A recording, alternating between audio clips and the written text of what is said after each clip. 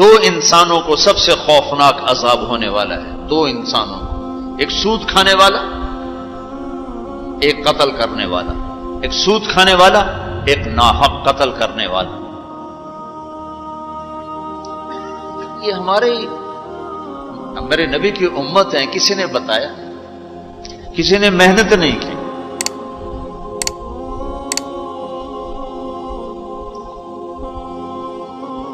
آخری حج کا خطبہ آپ نے جو دیا، ہر دفعہ یہاں سے بات شروع کی، تمہارے جان مال ایک دوسرے کے لیے قابل احترام ہے، کسی پہ ہاتھ نہ ڈال۔ میرے نبی نے کبھی زبان سے کسی کو دکھ نہیں پہنچایا، کبھی زبان سے کسی کا نام لے کر اس کو رسوا نہیں کیا۔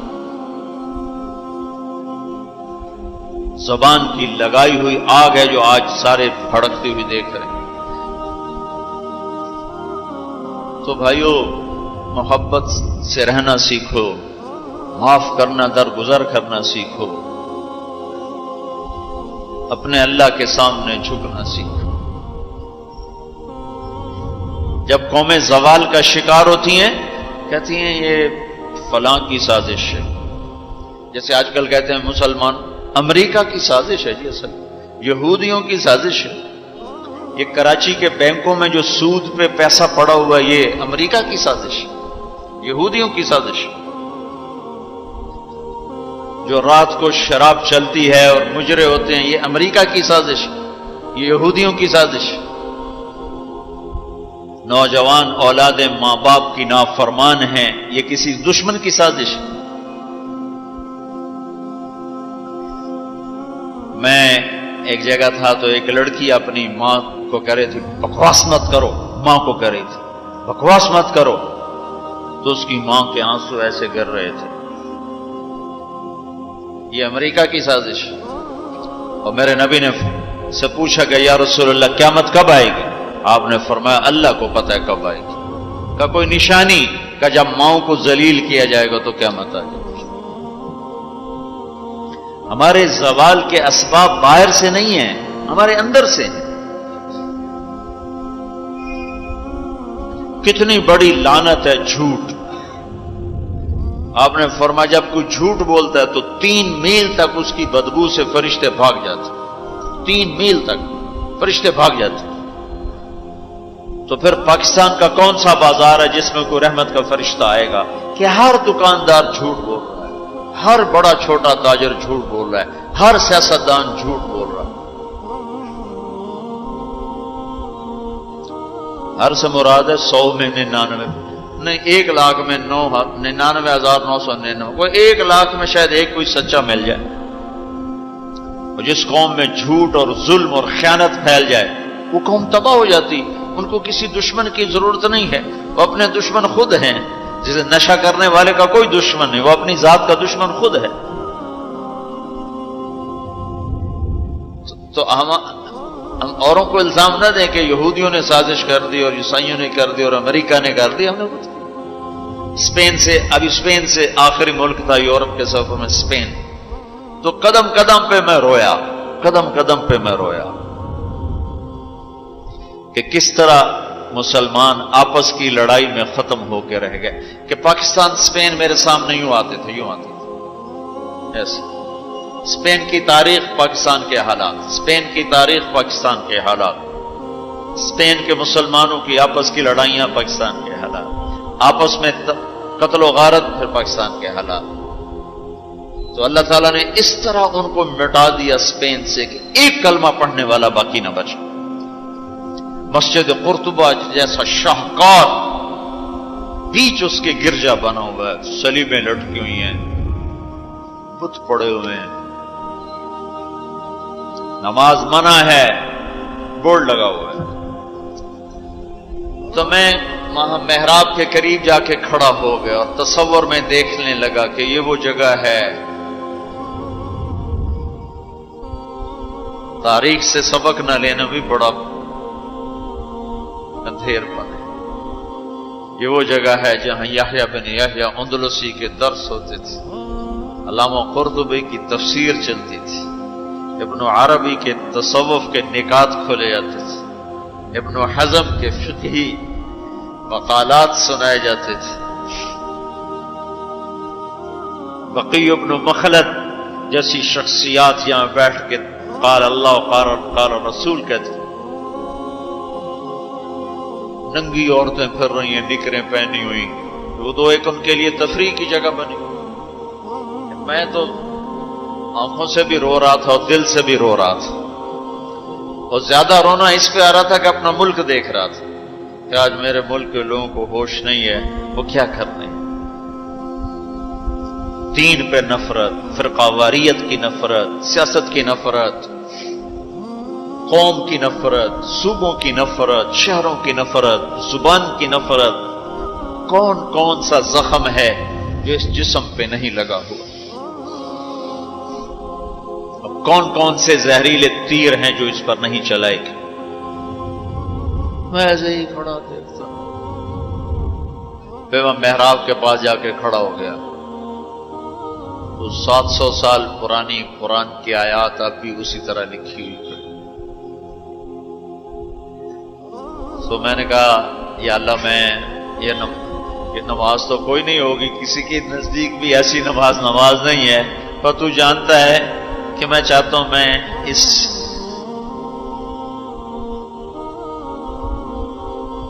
ارے میرے بھائیو، آپس کی نفرتیں مٹا دو اللہ کے واسطے. اپنی جان کے دشمن نہ بنو. معاف کرنا سیکھو، درگزر کرنا سیکھو. فرقہ واریت کی باتیں کرنا چھوڑو، تقریریں سننا چھوڑو. تاریخ میری کمزوری رہی ہے، میں بچپن سے تاریخ پڑھتا آ رہا ہوں. یہ تبلیغ میں لگنے سے پہلے ذوق تھا تاریخ پڑھنا. جب تبلیغ میں لگے تو مدرسے میں آ گئے تو اور پڑھنے کا لگ گیا. پھر کچھ اللہ تعالیٰ نے یاد اچھی دے دی تو جو چیز پڑھی وہ یاد رہے گی، وہ سارا تسلسل. اور میں تو ایسے بس ڈوبتا ابھرتا رہا کہ یا اللہ، آج میں یہاں اس دھرتی پہ سجدہ نہیں کر سکتا جہاں 700 سال جن اینٹوں نے سجدے کے لمس محسوس کیے، جن اینٹوں نے تیرے لاکھوں کروڑوں پیاروں کے آنسو جذب کیے، جن در و دیوار نے تیرے ہزاروں محبوب لوگوں کے واز و ارشاد سنے، جن کونوں میں تجھے یاد کرنے والے ہزاروں لاکھوں کروڑوں انہیں روشن کرتے آج اسی زمین کے نیچے سوئے ہوئے ہیں. قرطبہ کے قبرستان پہ شہر بنا ہوا، نہ کسی بادشاہ کی قبر باقی اور نہ کسی بڑے کی نہ کسی چھوٹے کی. میں یہاں نماز پڑھتا ہوں، میری نماز قبول کر لے. میں نے اشاروں میں نماز پڑھی، اللہ اکبر، پھر ثنا، پھر سجدہ، پھر رکوع، پھر سجدہ. اللہ اتنا کو کیا ہے، رکوع سجدہ اتنا کر کے تاکہ کسی کو، چونکہ جو داڑھی والا اندر آتا ہے نا تو اس کے پیچھے سیکورٹی لگ جاتی کہ کہیں کسی کونے میں چھپ کے نماز نہ پڑھ لے. تو ایک سیکورٹی والا ہمارے پیچھے پھر رہا تھا. چلو یا اللہ، میں بھی ان میں ہو جاؤں جنہوں نے اس مسجد میں نماز پڑھی تھی. اور میرا پاکستان اس دور سے گزر رہا ہے، نہ عوام کو ہوش ہے نہ خواص کو ہوش کہ کیا ہو رہا ہے. شاید اللہ تعالیٰ کسی کی فریاد پر آنکھیں کھول دے کسی کی. تو بھائیو، محبت سیکھو، درگزر سیکھو. اس تبلیغ سے خوبصورت محنت،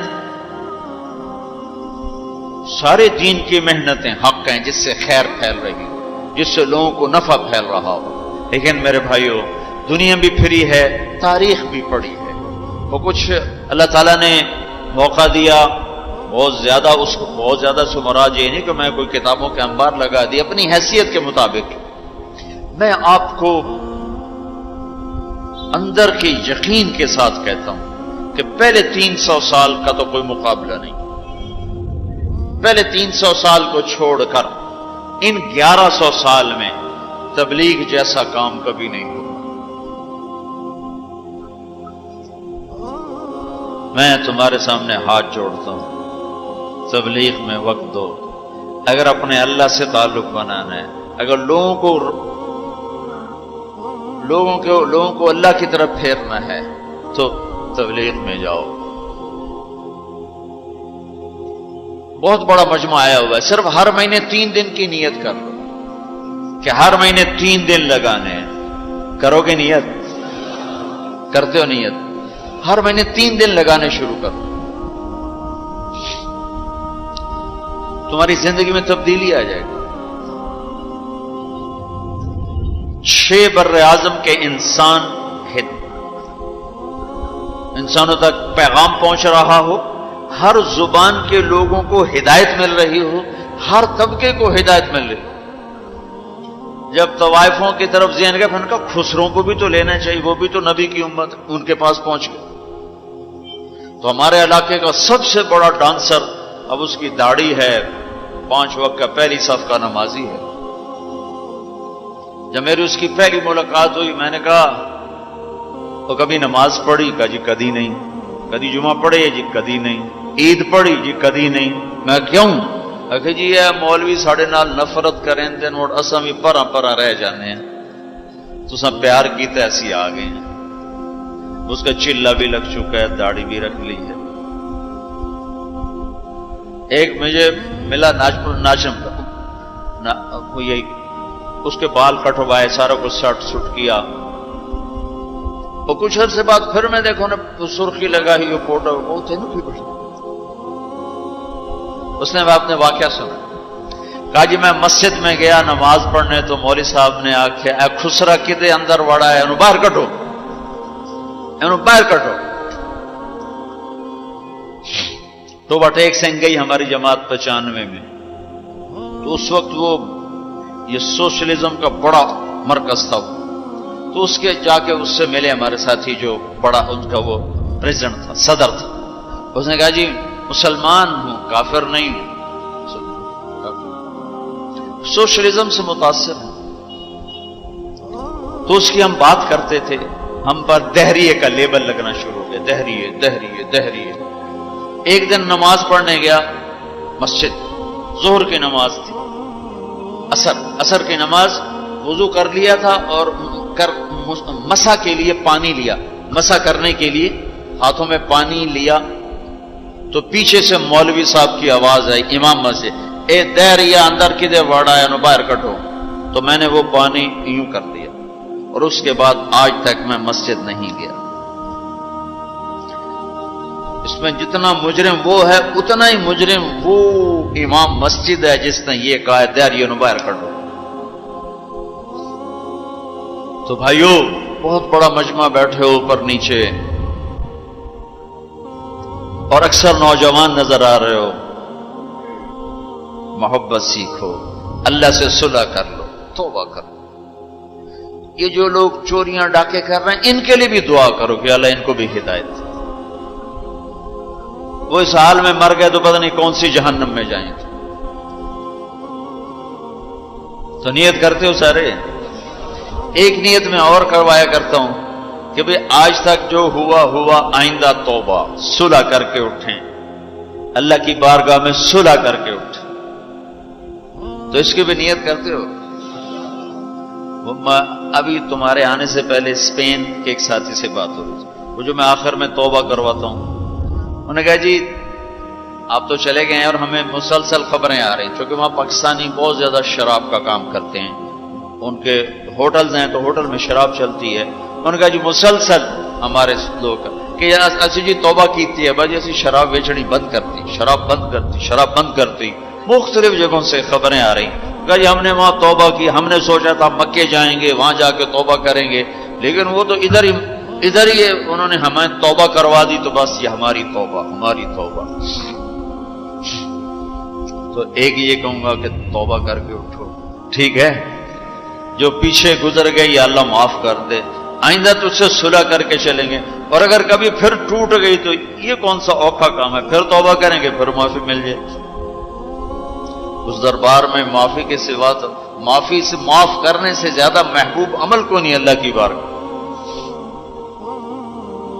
تو توبہ کی بھی نیت کرتے ہو تو کہو یا اللہ میری توبہ، پھر کہو یا اللہ میری توبہ، پھر کہو یا اللہ میری توبہ. اللہ قبول فرما لے۔ اب حج والوں سے کوئی موقع ملا تو کر لوں گا، ورنہ وہیں مکے چل کے بات کریں گے۔ لیکن آپ بھائیو، ہو سکتا ہے اس وقت کی بات یہی ہو جو اللہ نے کہلوائی، ضرورت اسی کی ہو۔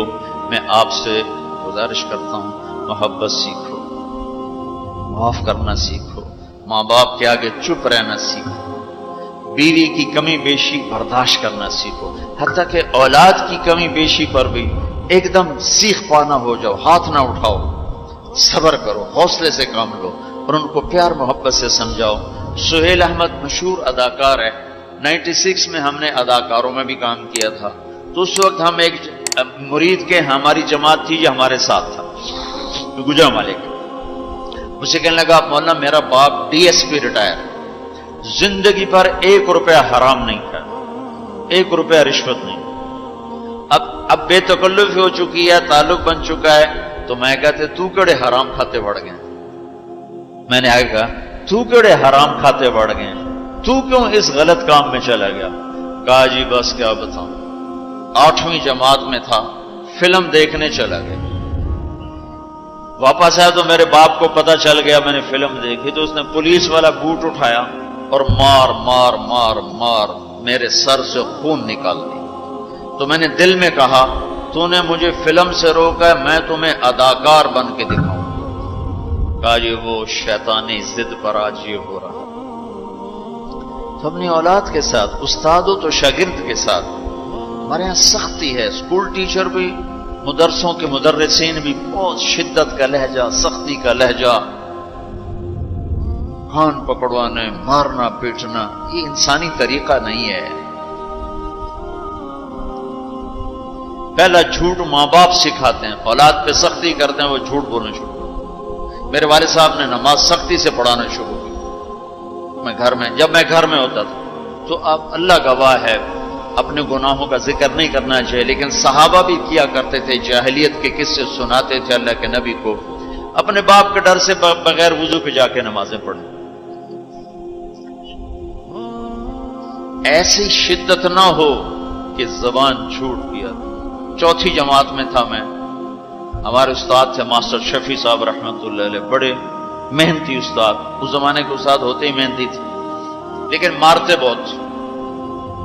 انہوں نے ہمیں حساب کا سوال لکھایا، سلیٹیں ہوتی تھی اس پر، اب میں کوئی 12ویں نمبر پہ بیٹھا ہوا تھا، اور جو جا رہا ہے آتا نہیں، ٹھو ٹھو ٹھو ٹھو، سوٹے بھی مکے بھی، میں کہہ رہا بھی مار گئے، مجھے بھی نہیں آتا تھا، اور میں انتظار کر رہا ہوں کہ یا اللہ میں اس سے نکلوں کیسے، سوال تو آتا نہیں، پکی گالے سوٹے ہی ہیں۔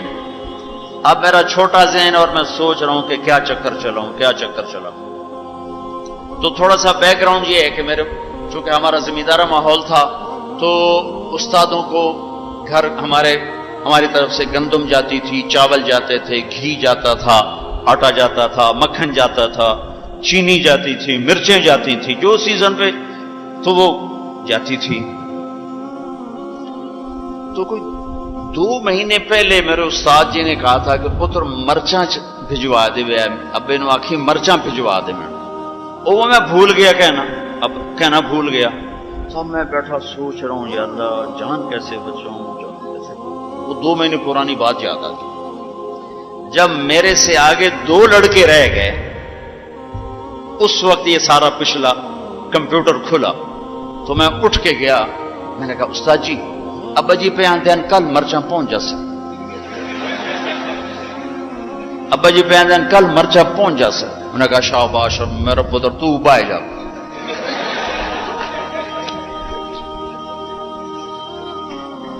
یہ جھوٹ کس نے بلوایا؟ استاد نے، اس کے ڈنڈے نے، اس کی سختی نے۔ ماں باپ سے بھی کہتا ہوں، مدرسے کے علماء سے کہتا ہوں، اسکول کے ٹیچروں سے کہتا ہوں، محبت سیکھو، محبت سکھاؤ، اولاد کی شدت کو برداشت کرنا سیکھو۔ بھائی سے کہتا ہوں بھائی کی برداشت کر، آپ بیٹھے ہو عورتیں نہیں ہیں تو آپ سے کہتا ہوں بیوی کی برداشت کرو، ماں کی برداشت کرو، بہنوں کی برداشت، جو بھی کوئی بلندیوں کے راستے ہیں وہ برداشت میں چھپے ہوئے، اور تبلیغ میں وقت دو۔